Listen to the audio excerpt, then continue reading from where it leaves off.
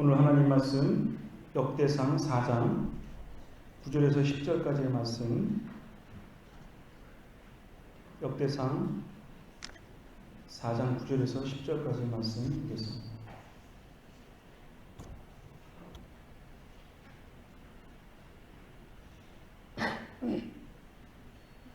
다 찾으신 일로 알고 한 목소리로 합독하겠습니다. 야베스는 그 형제보다 존귀한 자라. 그 어미가 이름하여 야베스라 하였으니 이는 내가 수고로이 낳았다 함이었더라.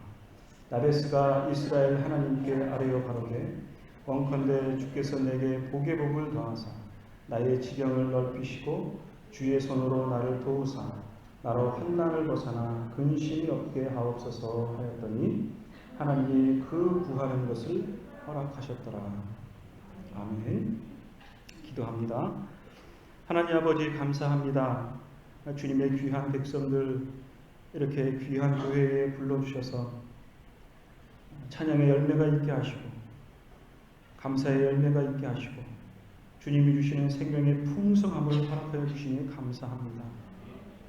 특별히 비전 드립을 허락하셔서 주님의 사랑과 복음을 전하기에 힘쓰는 주님의 귀한 사역 위에 축복하여 주옵시고 오가는 발걸음도 축복하여 주셔서 돌아올 때는 기쁨과 감사가 얼굴에는 모세에게 주었던 영광의 찬란함이 있게 해주셔서 이 교회에 더 많은 간증의 열매들이 자라나게 하여 주옵소서. 이 귀한 시간에 말씀을 전하려고 합니다. 말씀을 전하는 자나 듣는 자에게 성령께서 하나 되게 하셔서 진리의 말씀만이 드러나게 해 주옵소서. 예수님의 이름으로 기도드렸사옵나이다. 아멘.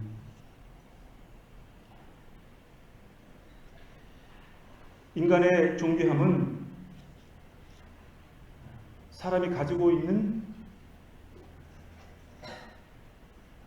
물질이나 학식이나 명예에 근거하지 않습니다. 인간의 존귀함은 하나님께서 이 세상을 창조하신 하나님의 형상 가운데 있습니다. 하나님의 형상은 인간에게만 부여해 주신 하나님께서 가장 신경 쓰시고 가장 독특한 것이라고 할 수 있습니다.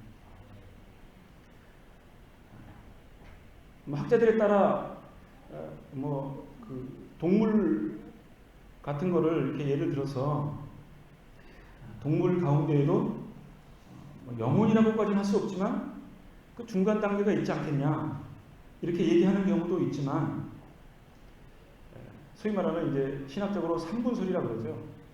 그 세 가지로 나누어 설명하는 경우는 성경에 극히 제한적입니다. 대부분의 성경은 영혼과 육체 이렇게 두 개로 구분을 하고 있습니다. 물론 경건한 신학자들이나 목사님들도 3분설로 설명할 수도 있고 또는 2분설로 설명할 수도 있습니다. 어떤 게 좋다 나쁘다라고 말할 수는 없지만 중요한 것은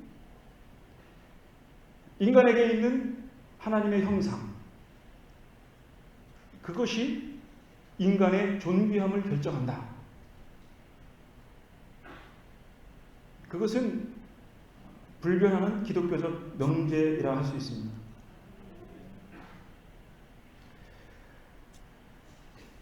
오늘 말씀에 보면 야베스라는 인물이 나옵니다. 여러분들도 야베스에 대해서 많이 들으셨을 줄 압니다. 야베스가 하나님 앞에 기도해서 많은 축복을 받았다라고 하는 그 축복 때문에 요즘은 사실 야베스가 조금 끔끔하지만 불과 몇 년 전에는 야베스가 전 세계를 뒤덮었습니다. 한국 교회에도 야베스를 아주 뒤덮다시피 했습니다. 참신하다, 아주 기독교인들이 나아갈 방향이다. 거 봐라. 하나님의 축복이 인생들에게 임하는 것은 하나님의 정하신 바다. 해서 많은 사람들이 야베스의 기도에 대해서 강의를 하고 그리고 말씀을 전할 때 단골 메뉴로 이렇게 등장을 했습니다. 그런데 제가 이 말씀을 가만히 살펴보면 야베스가 얻었던 그 기도에 더 많은 중점이 있지 않나 그런 생각을 갖게 됩니다. 기도의 결과로 하나님의 축복이 임한 것이지 축복을 얻기 위해서 기도를 의도적으로 했다. 그렇게 보기에는 좀 어려움이 있을 것 같습니다. 그러니까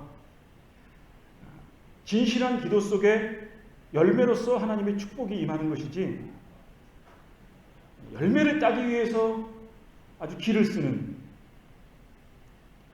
실용주의적인 현대인의 얄팍한 신앙적 사고가 결국은 자기 자신을 병들게 한다. 교회를 병들게 한다. 이렇게 말할 수 있을 것입니다. 축복의 대명사였던 미국의 수정교회라는 교회가 있습니다. 크리스탈 처치라는 교회가 있습니다. 그 교회가 얼마 전에 어떻게 됐는지 아십니까? 파산을 했습니다. 한국의 많은 성도들과 목회자들과 교인들은 수정교회를 롤모델로 삼았습니다. 축복에 대해서 돌진을 했습니다. 그런데 그 결과 물론 원인이 어떻게 되는지 알 수 없습니다. 저는 알 수도 없고 별로 관심도 없습니다. 솔직히. 그렇지만 그런 것들이 현실로 다가올 때 많은 그리스도인들은 생각한다는 거죠.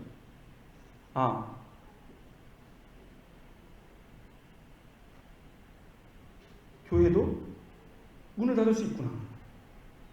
문을 아주 닫았는지는 알 수 없지만 교회도 파산할 수 있구나. 좀 더 소극적으로 예수를 믿는 것은 물질적인 축복을 위한 것이고 가난하게 사는 것은 저주받은 인생이다. 이렇게 양분하면 많은 혼란을 가져올 수 있지 않겠나. 저는 이제 그런 생각을 갖게 되는 거죠. 여러분 성경을 유심히 읽어보셨을 것입니다. 물질이 많은 것이 하나님의 축복입니까? 반응이 없으신데요. 물질적인 축복이 많은 것이 하나님의 복입니까? 아니면 반대로 지질하게 가난하게 사는 것이 하나님의 축복입니까? 또 답이 없으시네. 성경의 전체적인 내용과 어떤 기독교적인 세계관적인 관점에서 보면 하나님께서는 인간의 물질이 많고 적음, 가난한 자와 부유한 자에 대해서 차별하시지 않는다는 거죠. 하나님의 최대의 관심사는 어디에 있냐면 인간의 영혼에 있습니다. 하나님의 형상에 있습니다. 그 하나님의 형상은 결국은 아담에게 주어진 하나님의 형상뿐만 아니라 그것은 그리스도의 형상으로 맥을 잇는 신구약 성경의 전체를 흐르는 하나님의 주제이기도 합니다. 그렇기 때문에 하나님의 형상은 그만큼 저와 여러분들에게 있어서 이 땅에 있는 모든 인생에 있어서 가장 중요한 것이다. 하나님의 최대의 관심사가 물질에 많고 적음에 있지 않다.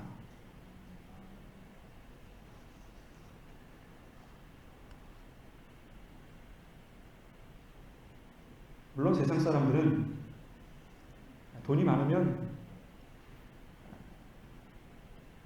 거기에 이렇게 잘 수용하게 돼 있습니다. 그렇지 않은가요? 친구가 돈이 많아.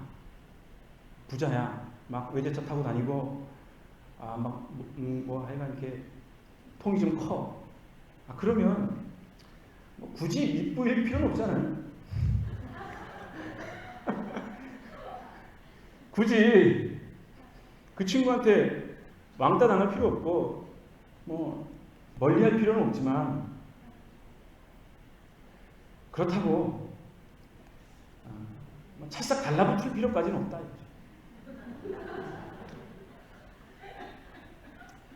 세옹지마라는 말을 아실 겁니다. 세옹지마가 무슨 뜻이죠? 중국에 세옹이라는 사람이 있었는데 어느 날 세옹이의 집에 말 한 마리가 들어왔어요. 그랬더니 주위에 있는 사람이 뭐라 그러냐면, 야, 세옹이 자네 경사났네. 개도 아닌 말이 들어왔으니 얼마나 좋겠나. 자네는 정말 복받은 사람일세. 라고 치켜 세웠어. 그랬더니 세옹이가 뭐라 그랬냐면, 야, 이 사람아, 저 말이 좋게 될는지 나쁘게 될는지 누가 알겠나 그랬단 말이야. 그런데 얼마 있다가 세옹이에게 아들이 하나 있었는데 그 아들이 말을 타다가 말이 일부러 그랬는지 어쨌는지 잘 모르지만 말에서 떨어졌어요. 다리가 부러졌네. 그때 주위에 있는 사람들이 그런 거야. 아이고 세옹이 이 사람아, 말이 자네 집안에 큰 복이 될 줄 알았는데 하나뿐이 없는 외동아들이 다리가 부러졌으니 얼마나 상심이 크겠는가 하면서 위로를 했다는 거예요. 그랬더니 세옹이 이 사람이 뭐라 그랬냐면, 야, 이 사람아, 내 자식 다리 부러진 게 아프긴 하지만 그게 좋은 일이 될지 나쁜 일이 될지 어떻게 알겠는가 그랬다는 거예요. 웃기죠? 얼마 있다가 국경 지역에 전쟁이 났습니다. 국가에서 전쟁이 났으니 징병을 해야 될 거 아니에요. 젊은 놈들, 다리 멀쩡한 놈들, 손발 멀쩡한 놈들은 다 끌고 가서 전쟁에 참여했습니다.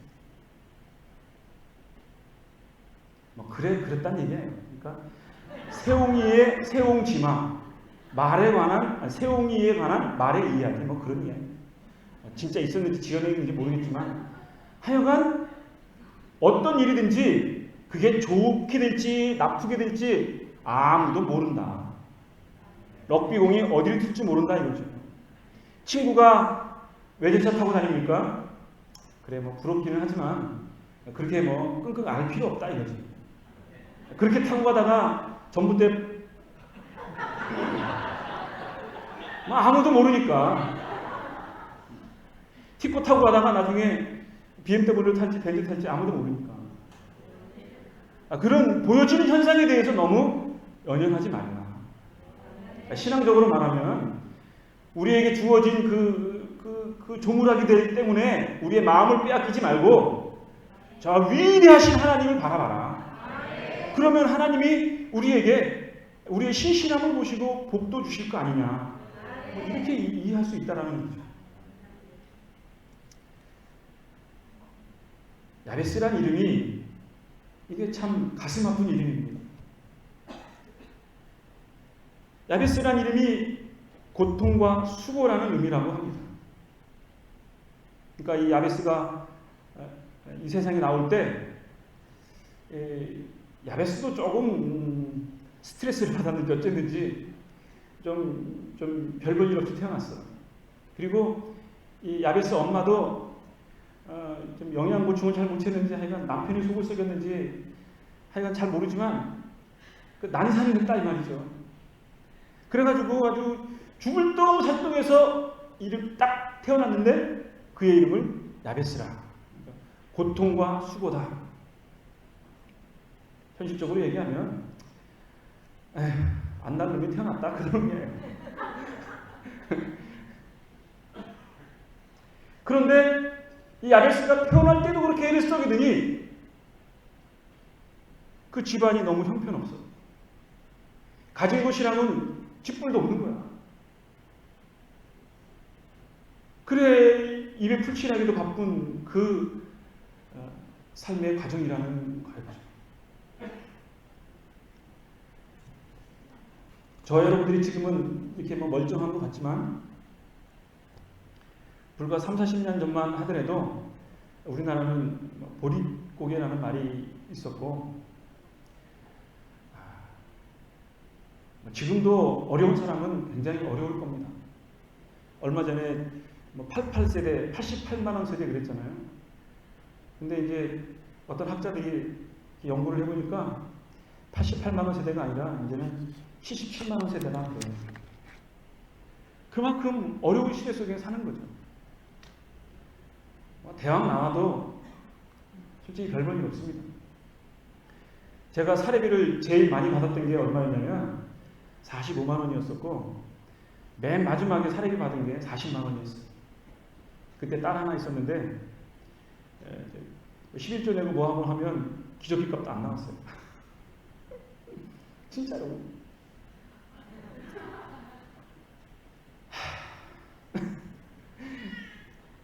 그거 봐요. 울잖아. 맞대잖아 제 말이.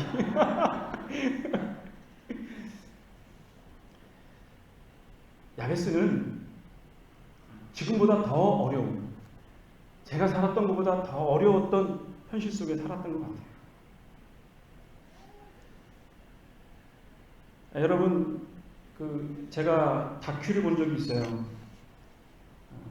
베두인 족의 일대기를 이렇게 다큐를 본 적이 있는데, 이 베두인들은 뭐 양이나 염소나 이런 짐승들을 데리고 목축업을 하거든요. 그러니까 이제 어느 지역에 가가지고 텐트를 치고 살다가 뭐 한 보름이나 한 달 정도 지나면 그 주위에 있는 자기가 걸어다니면서 왔다 갔다 하면서 풀 같은 거를 다 먹잖아요. 그러면 그거를 이제 텐트를 다시 걷어가지고 다시 목축지 있는 곳으로 이동하는 그런 방랑하는 삶을 사는 거예요. 대부분의 유대인들이 그랬고, 유목생활이라는 게 원래 다 그렇지 않습니까? 그런데 이 사람들이 얼마나 척박하게 사냐면 물이 전혀 없이 한 달이건 1년이건 산다는 거예요. 정말 놀라워. 우리나라는 얼마나 이 축복받은 땅인지 몰라요. 저는 뭐 외국에 나가보지를 못했어요. 기껏해야 제주도뿐이 안 가봤는데 어딜 가든지 다 나무가 있잖아요. 네? 정말 목이 마르면 좀 물 나오는 듯한 계곡 같은 데 비슷한 데 가가지고 땅 막 파면 한 1m 정도, 1m도 안 될 거야. 1m 정도 파면 웬만하면 뭐 목 축일 물은 나올 거거든요. 그렇잖아요. 그런데 이 중동 지역, 근동 지역, 이스라엘이나 그 지역은, 중동 지역은 이게 뭐 대부분 다 민둥산이고 사막이고 물이 별로 없어요. 그러니까 물을 먹고 싶어도 물이 없는 거예요. 우리나라는 그냥 가만히 놔두면 그냥 풀이 막 자라잖아요. 벌초대 가보면 막 다 이렇잖아요. 이게 풀이 잘 자라. 근데 얘네들은 땅이 척박하니까 풀도 요만큼 뿐이 안 자라요. 이걸 막 뜯어 먹으려고 길을 쓰는 짐승들을 보니까 정말 불쌍하기도 해. 그런데 이 베두인들이 한 달이고 1년이고 물 한 모금 없이 사는데 어떻게 사는가 봤더니, 배가 고프면 짐승을 잡잖아요. 그럼 짐승에 잡은 피, 그거를 먹고 음료로 대신하는 거예요. 그 젖을 짜가지고 그 젖을 먹으면서 음료로 대신하는 거예요. 물이 없으니까. 그렇게 척박한 인생을 살았다는 거죠. 베두인이. 그런데 그 베두인은 2,000~3,000년 전의 모습이나 지금의 모습이나 거의 동일해요. 삶의 양식이 동일하다 이거죠. 뭐 좀 변한 게 있다면 옷이나 뭐 차를 이렇게 사용할 수 있는 그 정도만 변하고 삶의 양식은 똑같아. 텐트에서 살고 이동하는 그 방랑생활을 하는 그러한 삶이었으니까 야베스의 삶도 그랬지 않았을까. 대동소이했을 것입니다. 그만큼 삶이 어렵고 힘들고 아주 극심한 가난의 삶을 살았을 것입니다. 낮에는 사막이라 무진장 덥고 밤에는 해가 지면 바람도 불고 춥고 어떨 때는 막 얼음이 생기고 뿐만 아니라 날짐승들, 이리들이, 정갈들이 막 달려들고 그러니까 잠을 잘 수가 없죠. 짐승들을 지키려고 이리 때로부터 늑대로부터 지키려고 밤잠을 새우는 그 척박한 삶을 야베스의 가족들도 살았지 않았을까? 그렇지 않겠습니까? 이렇게 절대 빈공의 삶을 살았던 야베스가 어느 날 기도하다가 깨달은 바가 있는 거죠. 그 전에 뭐 한탄의 기도 안 했겠습니까? 하나님, 왜 나를 이 땅에 낳게 하셨나요? 죽고 싶습니다. 언제까지 이렇게 살아야 합니까? 사람이라는 게 희망과 비전이 있어야 뭔가 이 삶의 의미를 발견할 거 아니겠습니까? 자기의 할아버지도 그렇게 살았고 자기의 아버지도 그렇게 살았고 자기가 그렇게 사는 것까지는 괜찮을지 모르는데 자기의 자식도 자기의 손자들도 그렇게 삶을 산다는 것 생각을 해보면 얼마나 끔찍하냐 이거죠. 이럴 때 야베스가 한탄하다가 투정하다가 인생의 회의를 느끼다가 어느 날 무릎을 탁 치면서 깨달은 바가 이것은 우리에게 주어진 운명 같은 삶이다. 숙명 같은 삶이다. 여기에서 벗어날 수 있는 길은 거의 없다. 거의 지옥과 같은 삶이다. 그러나 하나님이 나를 살게 하신 것은 이 뭔가 뜻이 있을 것이다. 그것을 깨닫고 마음을 잡았습니다. 하나님 앞에 기도하자. 이 마음 깊은 곳에서 우러나는 하나님을 향한 열망이 싹트기 시작했다라는 것입니다. 저와 여러분들이 정말 어려운 삶을 살고 있을 것입니다. 겉으로 보기에는 다 멀쩡한 차를 타고 다니고 멀쩡한 옷을 입고 다닐지 모르지만 한 커플, 두 커플, 세 커플 다 벗겨놓으면 인생이 참 걸레 같지 않겠습니까? 누가 그랬습니다. 내 마음은 걸레다. 그랬답니다. 그만큼 우리의 마음이 상해 있는 거기서부터 벗어날 수 없는 그러한 삶의 정황 속에 있을지 하나님이 그렇게 하신 데에는 뜻이 있다. 그 환경을 벗어나게 하시는 하나님의 주권과 하나님의 섭리하심을 믿고 우리가 야베스처럼 기도하고자 하는 마음의 결단이 필요하다. 그것이 없이는 우리의 삶이 변화되기가 거의 불가능하다. 아니 더 나아가서 하나님의 도우심 없이 우리의 삶이 부유해질지라도 그것은 하나님으로부터 온 것이 아니다. 세옹지마처럼 그 부유함이 우리에게 올무가 될 수도 있다라고 하는 그 절대절명의 숙제 앞에 우리는 고민해야 됩니다. 고민하지 않는 사람은 머리가 없는 사람입니다. 옛날에 어떤 사람이 그랬습니다. 예수를 믿는다는 것은 안 되는 것은 잘 되게 하고 되는 것은 더 잘 되게 하는 것이다. 그러니까 여기저기서 아멘 했어요. 여기는 아멘이 없네. 근데 저는 그거를 믿지 않았어요. 미안해요. 여러분들 우롱하려고 그러는 게 아니에요. 그것은 무책임한 말이다. 좀 심하게 말하면 그 사기 아닙니까? 어떻게 생각하세요?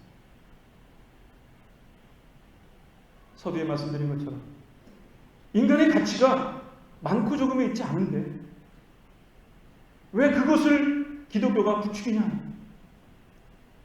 성경 어디에 그런 말이 있냐? 뭐 비스무리한 말은 많이 있어요. 그리고 물질적인 부여를 얻는 것이 나쁘다라고 얘기하는 건 아닙니다. 그러나 그것만을 쫓을 때에는 우리가 생각을 해야 된다. 아니, 복음을 듣지 못했던 세웅이도 생각을 하잖아요. 근데 왜 성경을 읽고 믿고 설교를 듣는 여러분들이 생각을 안 하냐 이거지. 골빈 성도가 되지 말고 생각하는 성도가 되자. 성령님께서 뭐 깨우쳐 주시지 않아요? 아니, 우리가 그런 말을 들으면 그게 좀 뻥 같다 뭐 그런 생각 안 드세요? 어쩔 때는 제가 제 자신의 이 머리를 이렇게 들여다보고 싶을 때가 있어요. 다른 사람이랑 좀 사고하는 게 좀 독특한 것 같아서 그런 말을 들으면 나는 정말 괴로워.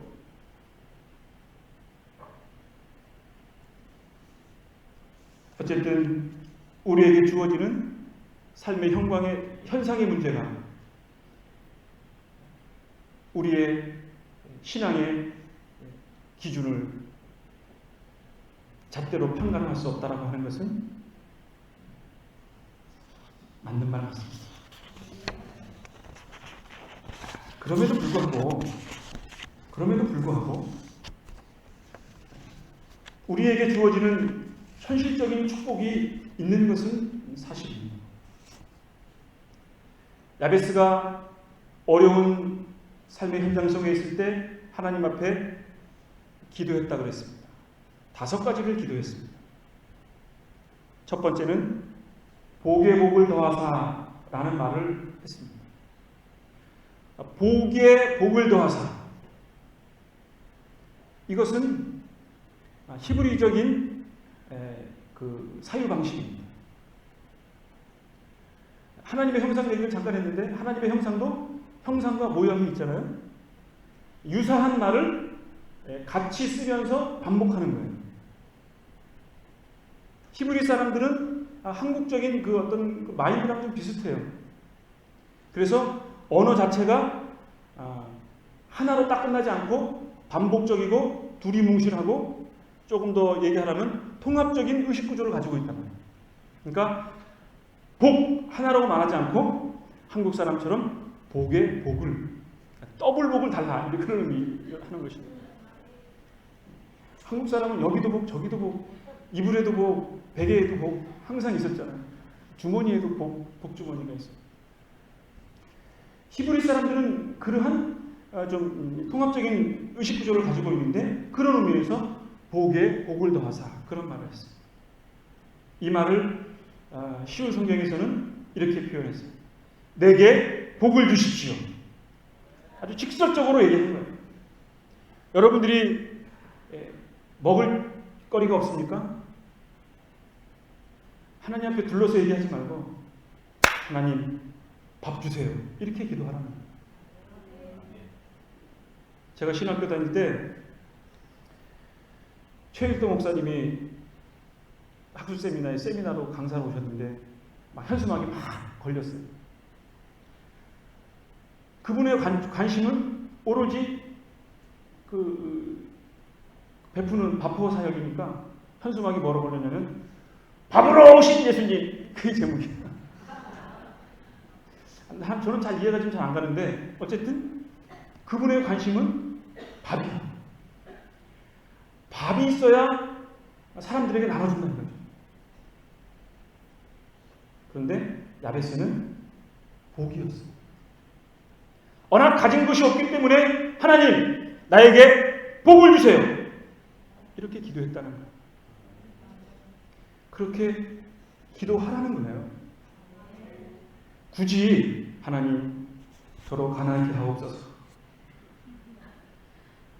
저는 뭐 굳이 그런 기도까지 할 필요 없을 것 같아요. 영혼이 가난하면 됐지.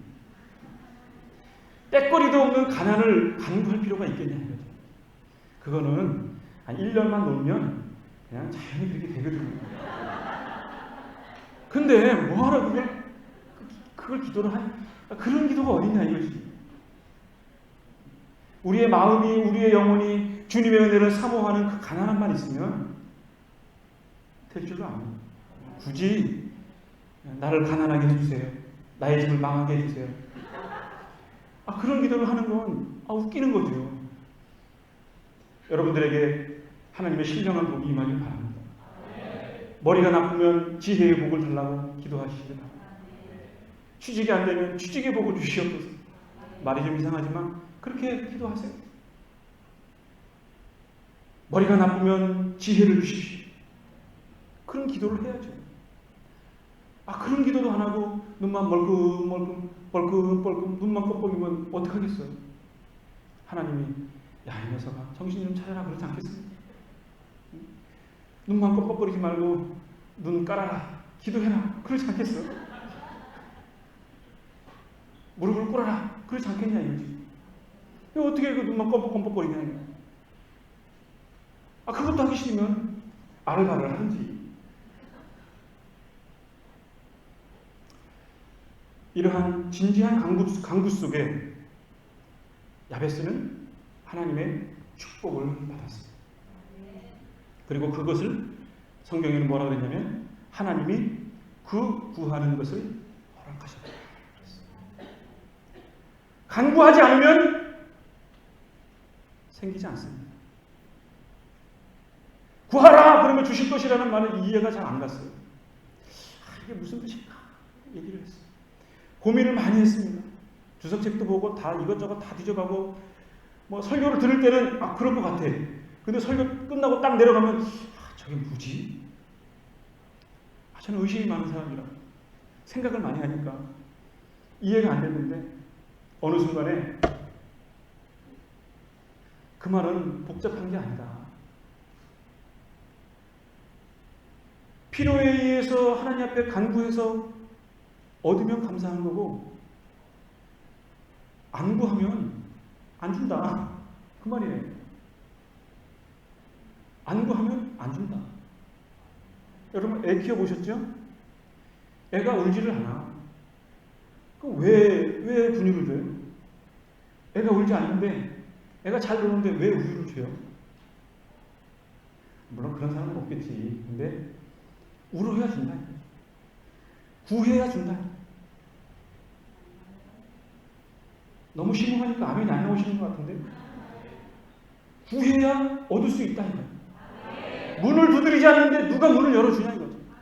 도선생이 아닌 이상 찾아야 찾지요. 찾지를 않는데 어떻게 찾을 수 있냐 이거죠. 그런 은혜가 있기를 바랍니다.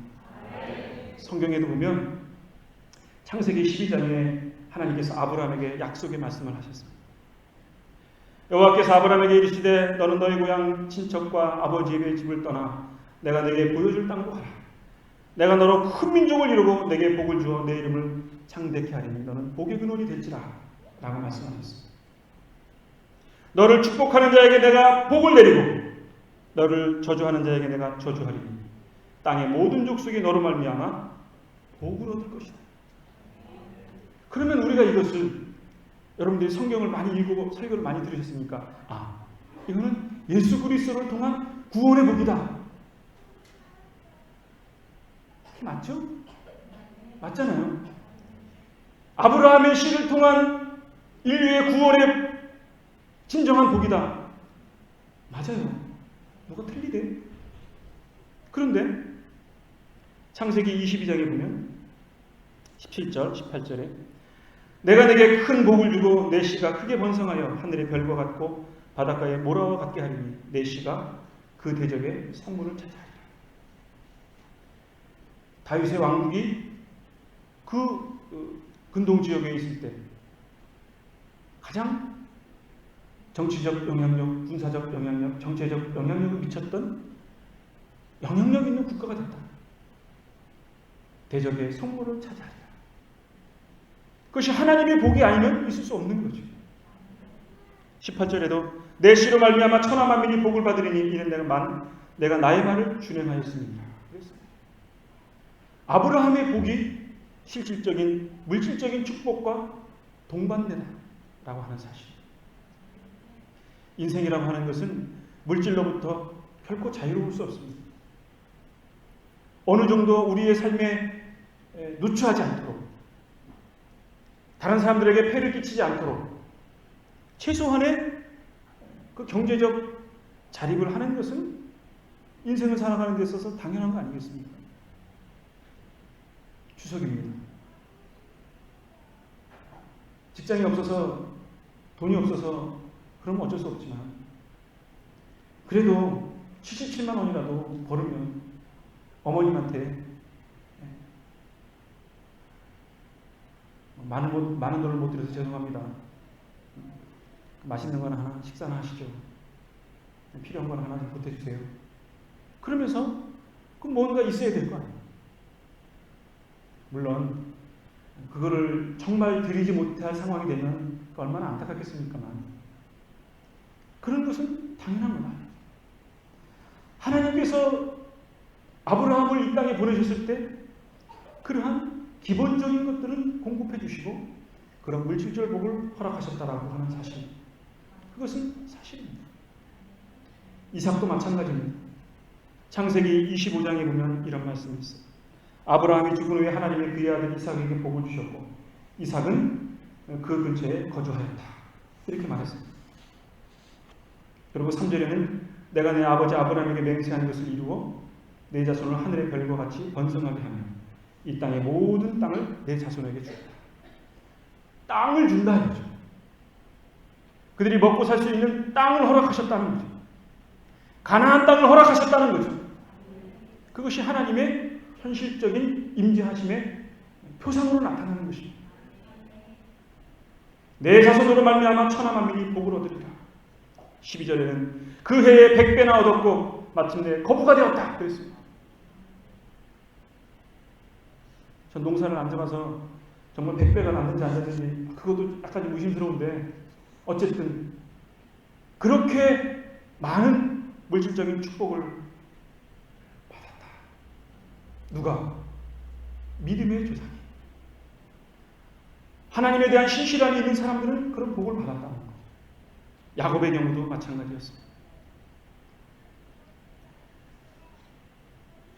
우리 믿음의 선배들이 이 땅에 살면서 많은 어려움이 있을 때 하나님으로부터 간구해서 현실 쪽에 있는 어려움을 풍요롭게 하는 그런 저와 여러분들이 되어졌으면 좋겠습니다. 야베스의 이런 기도, 나에게 복을 주십시오 라고 하는 이 기도는 정말 절규에 찬 기도였습니다. 외마디의 기도였습니다. 하나님, 복 주시려면 주고 말래 마세요. 그런 나약한 기도가 아니었습니다. 자기의 인생이 괴로웠고 고통이었고 더 이상 변화될 수 없는 우리의 환경을, 야베스의 환경을 하나님 앞에 간절히 기도했습니다. 외마디의 기도였고 절규의 기도였고 생명을 내걸는지는 모르지만 생명을 내걸 만한 그런 간절함의 기도였습니다. 여러분들이 지금 처한 어려운 환경을 벗어나고 싶으십니까? 대충 기도해가지고 그 환경을 벗어날 수 있다고 생각하십니까? 이 세상에 그런 것은 없습니다. 새벽에 나와서 하나님 앞에 매달려도 금식을 하면서 기도하고 여러분들이 같이 할 것들을 최대한 기도하는 마음으로 준비할 때 하나님이 그 마음을 보시고 여러분의 길을 여시는 것이지. 줄래면 주고 말래 마세요. 될 대로 되세요. 그런 자세로 기도하니까 될 대로 된다는 거죠. 그래서 성경에는 뭐라 그랬냐면 주의 손으로 나를 도우사 그랬습니다. 야베스는 적어도 하나님만이 나의 이 어려운 고통을 해결할 수 있는 유일한 분이라고 고백했습니다. 주의 손이 나의 환경을 새롭게 하실 거라는 믿음을 갖고 기도했습니다. 저와 여러분도 그런 간절함의 기도로 우리의 삶을 변화시키는, 그래서 하나님의 영광이 되어지는 그런 아름다운 삶이 되어졌으면 좋겠습니다. 두 번째로는 지경을 넓히고 였습니다. 이 말은 무슨 뜻이냐면 나에게 더 좋은 땅을 주십시오, 그런 뜻입니다. 나에게 더 좋은 땅을 주십시오. 아마 땅이 전혀 없었던 것 같진 않아요. 그런데 그 땅이 집안이 힘이 없고 열악하니까 정말 어느 누구도 차지하고 싶지 않은 척박한 땅, 풀도 정말 있을까 말까 한 그러한 척박한 땅을 가지고 있었겠죠. 그런 환경 속에서 자기가 그나마 극복할 수 있는 길은 조금 더 좋은 땅, 냇물이 흐르고 샘물이 나는 그런 땅, 그리고 풀이 좀 풍성하게 나는 그런 땅, 그런 땅이 있어야 짐승들이 좀 통통하게 새끼도 더 많이 낳고 더 부유해지지 않겠습니까? 야베스는 그런 기도를 했다는 거죠.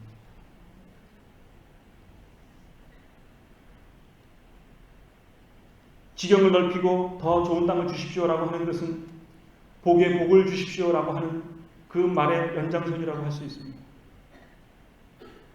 생각해 보건대 야베스는 자기의 목주지가 풍성하지 않았기 때문에 조금 다른 주인의 땅에 가서 짐승들을 먹였을 것입니다.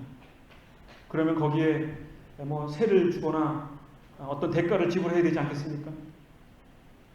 그나마 없는 삶 속에 더 빈궁해질 수밖에 없는 땅. 야베스에게 있어서 가장 현실적인 문제는 땅의 문제였습니다. 그 땅의 문제를 하나님 앞에 간구한 거죠. 둘로 말하지 않고 땅을 주십시오. 그것만이 야베스의 현실적인 어려움을 극복할 수 있는 유일한 길이 아니었을까 생각합니다. 우리 옛말에 비빌 언덕이 있어야 뭘 해볼 수 있다, 그런 말이 있지 않습니까? 뭔가 있어야 비비죠. 그리고 그거를 가지고 그 무언가를 하지. 아무것도 없으면 정말 이루기가 얼마나 힘듭니까? 예수마을 세이교가 이렇게 아름다운 예배당을 새롭게 지은 것 같은데, 지은 지 얼마 안 된 것 같은데,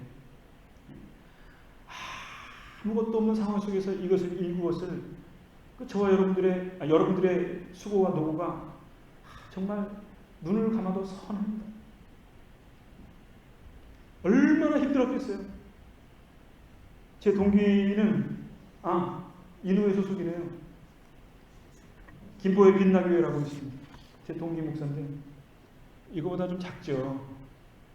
작은데 본당이 한 70평 되는데 그거는 지 혼자 그냥 애를 쓰다가, 그 친구가 정말 열정 있는 사람이거든요. 2달 교회 짓더니 어느 날 뻗었어요. 병원 신세를 졌어요. 그리고 그게 병이 돼가지고 정말 일부 예배 때 링게로 맞고 설교하고 병원 가 있다가, 대예배 때 링게로 빼고 진통제 맞고 설교하고 병원 갔다가 저녁 예배 때 돼서 다시 왔다. 나 같으면 그냥 전도사 시키거나 그랬을 것 같은데 그렇게 고생을 한다. 그러니 이 세교회는 짐작이 가죠. 박 목사님도 머리카락이 많이 세지 않았을까? 뭐 저보다 더 시지 않았을까? 그런 측은지심이 생깁니다.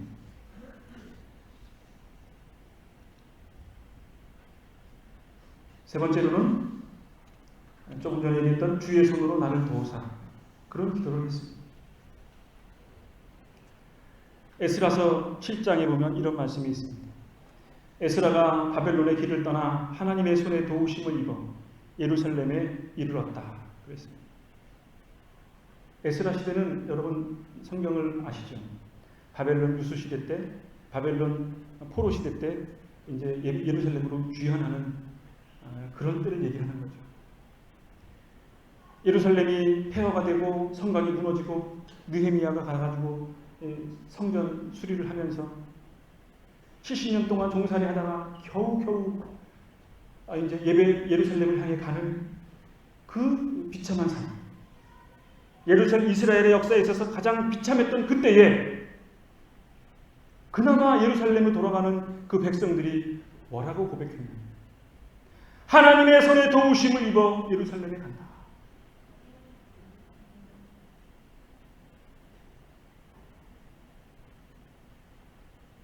비참 가운데 있습니다.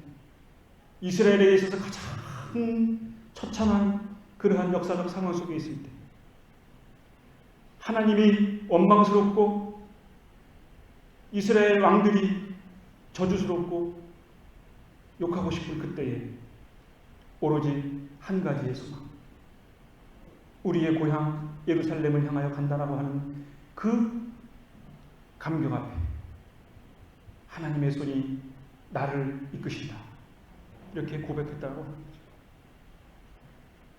하나님의 손만이, 하나님의 도우심만이 저와 여러분들을 해결할 수 있는 유일한 길임을 믿으시기를 바랍니다. 혹시 다른 사람들에게 뭔가 이렇게 잘 보여서, 다른 사람들이 나를 어떻게 잘 봐가지고 어떻게 복덩이가 떨어지지 않을까 하는 요행을 가지고 계시다면 차라리 그것보다는 하나님을 의뢰하는 것이 더 현명하고 신앙적인 방법이다. 그래서 북이스라엘이 멸망할 때 이사야 선지자가 말씀하시기를 사람들을 의지하지 말라, 인생을 의지하지 말라, 오로지 우리를 구원하실 분은 여호와 하나님밖에 없다 라고 외쳤습니다.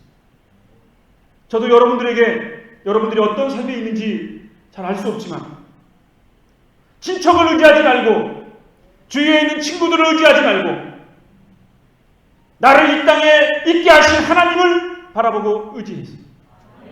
오로지 하나님의 도우심만이 나를 구원할 수 있다라고 하는 그런 믿음의 자세로 하나님 앞에 의뢰하고 기도할 때 그 은혜의 역사가 있을 줄로 믿습니다.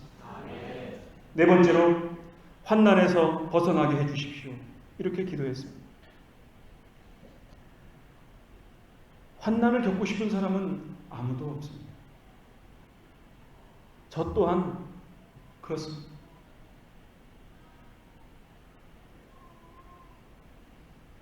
제가 어느 날 뭐를 잘못 먹은 것 같아요. 그래가지고 죄송한 얘기지만 설사를 계속했어요. 이틀, 한 3일째를 하니까 어느 순간에 이게 몸이 마비가 되는 거예요. 그래서 제가 화장실에서 이거 바지를 올리고 그냥 쓰러졌어요. 그러니까 목사들이 겉으로 볼 때는 멀쩡해 보여도 다 그렇다는 거죠. 그래서 어느 목사님이 기도를 딱 올라가는데 거기에 큰 고목나무가 있었대요. 근데 고목나무 보면은 이제 가운데가 이렇게 푹 파져 있잖아요. 그랬더니 이 목사님 하시는 말씀이, 고목나무야, 너도 목회했냐? 왜 그렇게 속이 다 썩었냐? 그랬다는 거야. 누가 만들어내는 얘기 같은데 그렇다는 거지. 여러분들이 박 목사님 잘 섬길 줄 알지만, 그러니까 좀 기도를 많이 부탁드리겠습니다. 저는 사실 박 목사님 뵌 적이 없는데, 하여간 계제는 같은 목사니까 고충이 많을 거라 그런 짐작을 합니다. 어쨌든 제가 그렇게 막 쓰러지니까 집사람이 놀랐어요. 집사람이 간호사거든요. 간호사 생활을 오래 했어요. 그래가지고 막 진통제를 놓고 링게로를 맞고 막 정말 생쇼를 했습니다. 저는 그런 게 처음이거든요. 근데 정말 엄청 몸이 괴롭더라고요.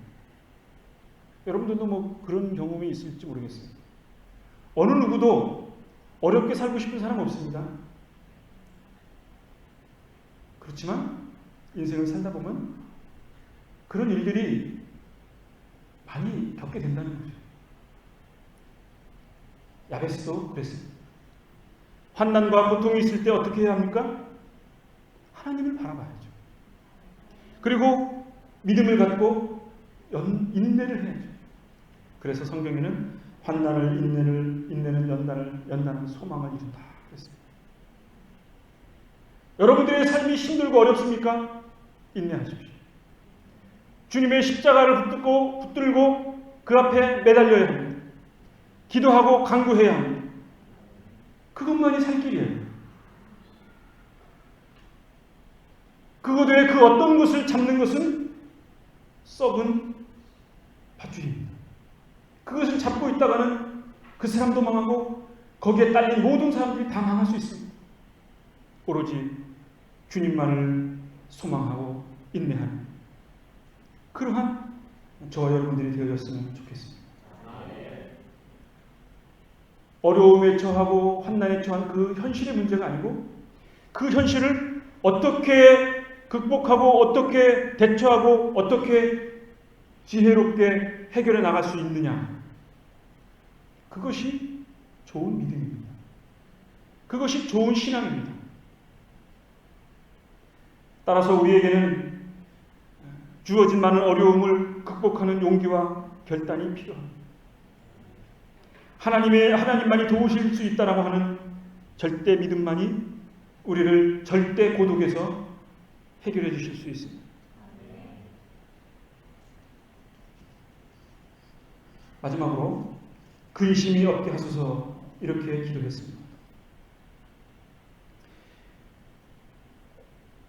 근심을 하고 싶은 사람은 이 세상에 아무도 없습니다.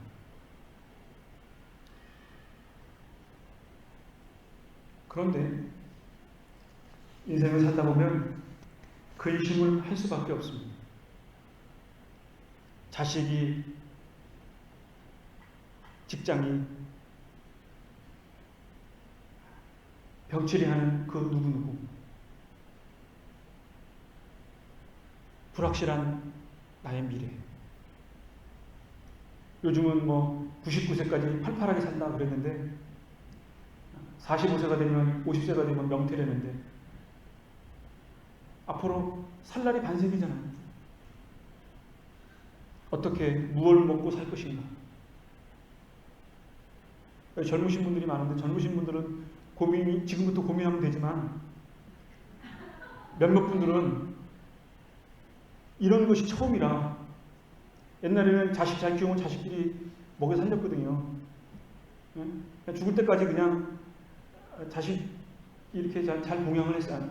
자기든지 하여간 어쨌든 하여간 먹고 살았다고. 근데 이제는 그런 게 없어요. 그러니까 드라마에서 그러잖아요. 가짜 통장 들고 허리 주머니 차고선에 빈 통장인데 내가 너희들에게 줄 마지막 선물이 있느니라. 나에게 잘하는 자에게 이것을 마지막으로 주겠노라. 뻥을 치잖아. 그래가지고 자식들이 잘했다는 거 아니에요. 나중에 이게 뻥이라는 거지.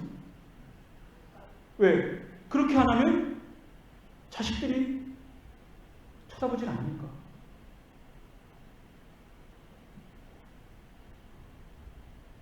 심각해지죠.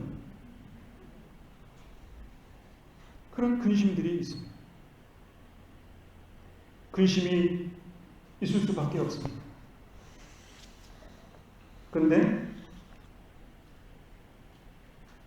근심이라고 하는 것은 기본적으로 근심한다고 해결될 수 있으면 근심이 아니죠.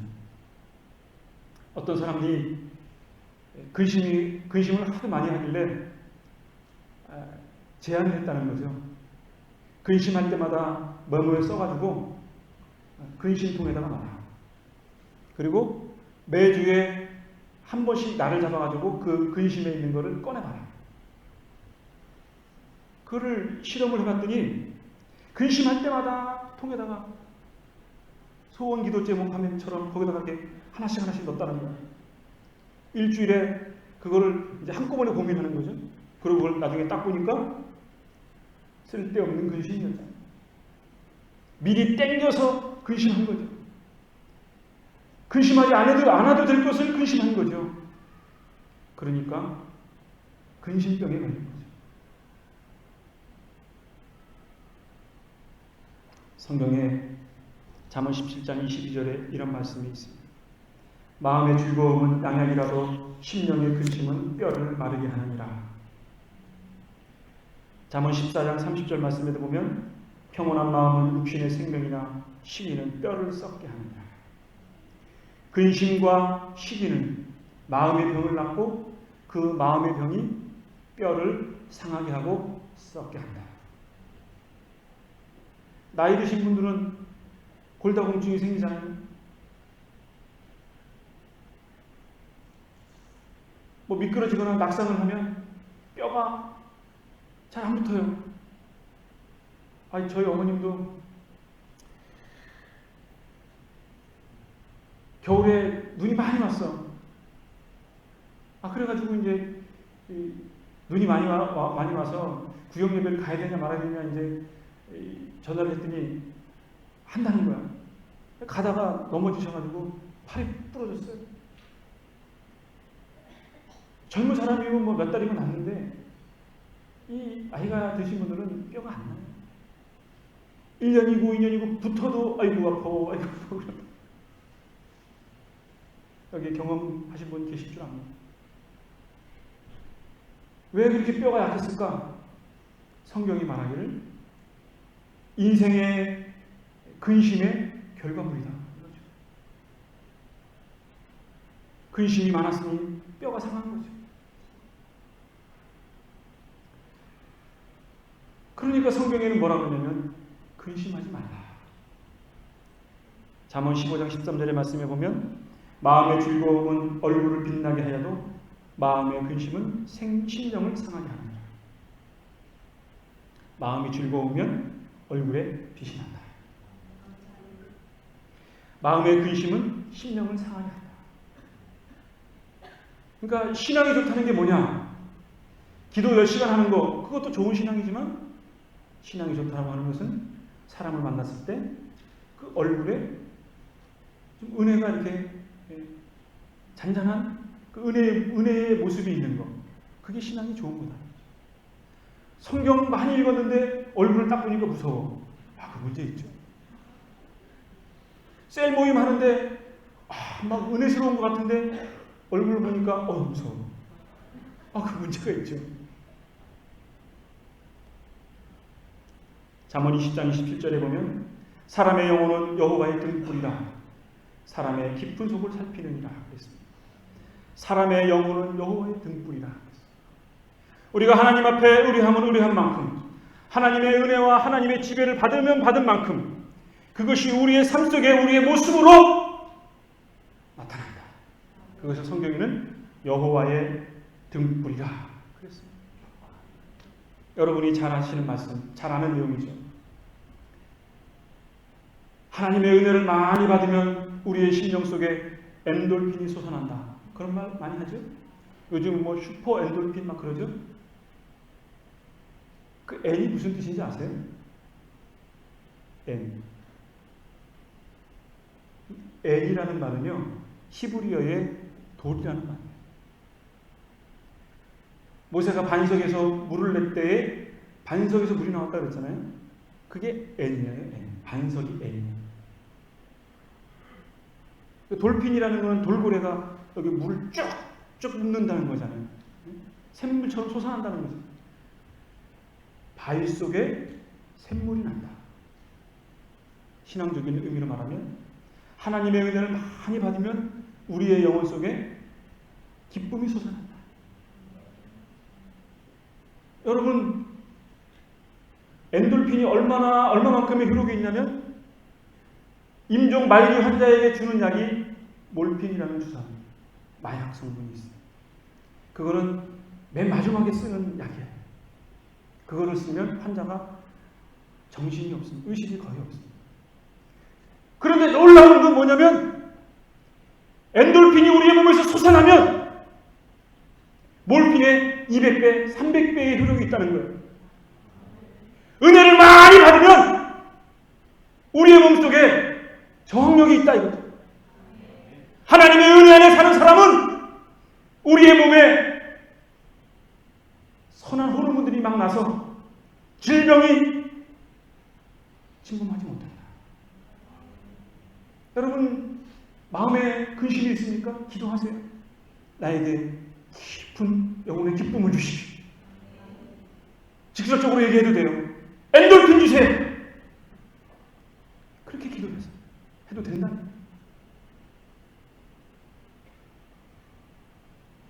요한일서 5장 13절에 이런 말씀이 있습니다.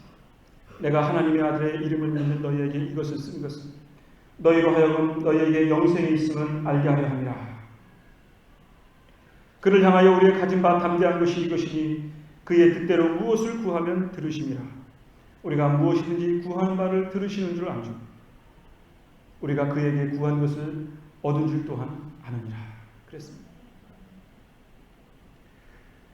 주님을 향하여 담대한 것이 있는데 그것은 기도하는 것이고, 우리에게 담대한 것이 있는데 그것은 하나님 앞에 무릎 꿇는 것이고, 우리의 인생이 나에게 있지 아니하고 주변의 환경에 있지 아니하고 하나님의 주권의 손에 있다 라는 믿음을 갖는 것. 그 믿음이 여러분의 환경을 변화시킬 것이고, 여러분의 삶을 변화시킬 것이고, 여러분의 가정을 변화시킬 것이고, 여러분의 삶을 변화시킬 것이고, 새교회를 더욱더 풍성하게 변화시키는 하나님의 역사의 장이 된다라고 하는 사실. 히브리서 11장 6절에도 보면 이런 말씀이 있습니다. 믿음이 없이는 하나님을 기쁘시게 하지 못하나니 하나님께 나아가는 자는 반드시 그가 계신 것과 그가 자기를 찾는 자들에게 상 주시는 힘을 믿어야 한다. 하나님을 기쁘시게 하고 싶으십니까? 하나님의 은혜를 받고 싶으십니까? 그러면 하나님 앞에 담대히 나아가십시오. 하나님이 반드시 그 부르짖음 앞에 함께 하시고 여러분들의 기도를 들으시고 여러분들에게 응답해 주시고 여러분들에게 상급으로 주실 줄 믿으시기를 바랍니다. 이런 믿음이 없이는 하나님을 결코 기쁘시게 할 수 없으니 우리 남은 올 한 해에도 하나님에 대한 신실한 믿음, 하나님이 주의 손으로 나를 도와주시옵소서, 우리의 가정을 도와주시옵소서, 내 앞길을 인도해 주시옵소서, 우리의 가정을 더욱더 주의 사명을 감당하는 교회가 되어지게 해주시옵소서라고 기도하는 저와 여러분들이 되어지기를 주님의 이름으로 부탁을 드립니다. 기도하겠습니다.